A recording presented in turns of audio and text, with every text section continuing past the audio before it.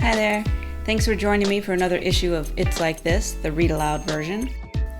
This is issue number 25 for September 28th, 2022. Sorry for the remnants of a cold you'll hear in my voice, but here's a little peek into what it's like in my kitchen. Since my son's diagnosis 20 years ago, when his first developmental pediatrician encouraged us to clean up his diet, I've been in the kitchen a lot. Autism has shaped how I shop and cook and think about food. Sure, I'm past the days when I would make my own gluten-free pretzels and cookies, even bending a metal cookie cutter into a goldfish so my preschooler could have the same shaped snacks as his friends. But I still spend a bulk of time planning and prepping his meals, my eye on the gut-brain connection and the overall benefits of whole, healthy food.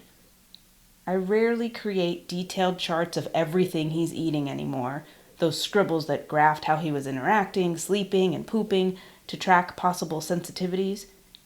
But I still think about potential triggers we might be missing, and I follow clinical studies on GI issues, vitamin deficiencies, and life expectancy.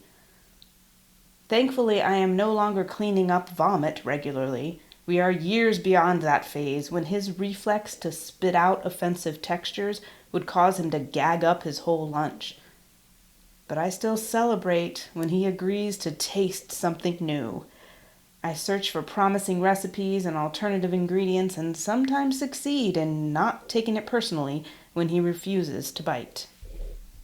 With autism, the pickiness of toddlerhood doesn't always fade with age.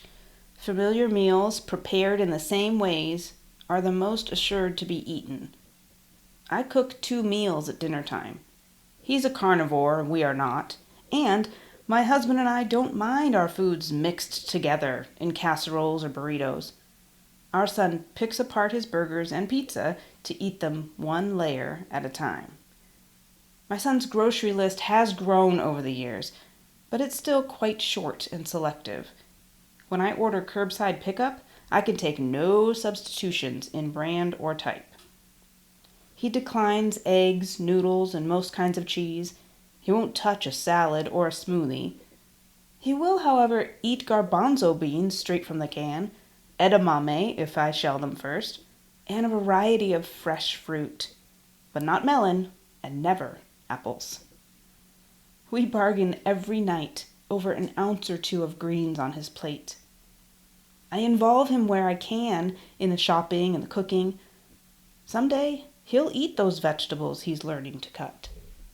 At 23, he still usually asks permission before grabbing something from the pantry or fridge. I am exasperated that he won't just help himself, and also pleased that he lets me maintain some control. I try to stock items that I don't mind if he eats. The amounts and the timing are still a debate. When I cave and bring home cookies or cake or candy, I get mad when my housemates insist on devouring them. I look for ways to make the foods he likes more appealing to me with creative modifications. I limit any brands using artificial colors or preservatives. The shorter the ingredient list, the better. I fold pureed sweet potato and carrot into his peanut butter muffins. I mix traces of spinach into his grass-fed beef burgers. I make soft pretzels with bean flour, stuff calzones with broccoli, and replace refined sugar with applesauce.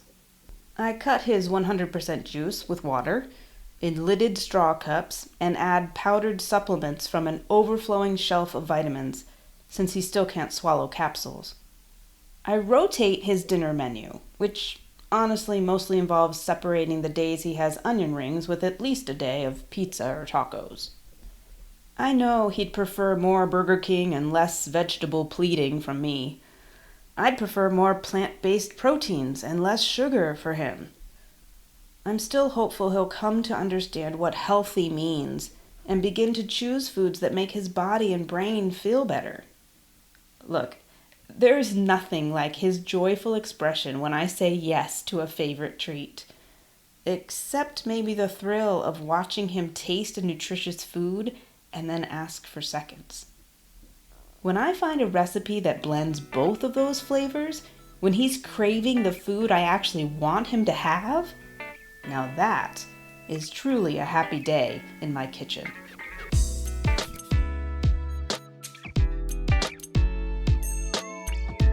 Thanks as always for being here. This is Robin Lavoie, and life around here is like this.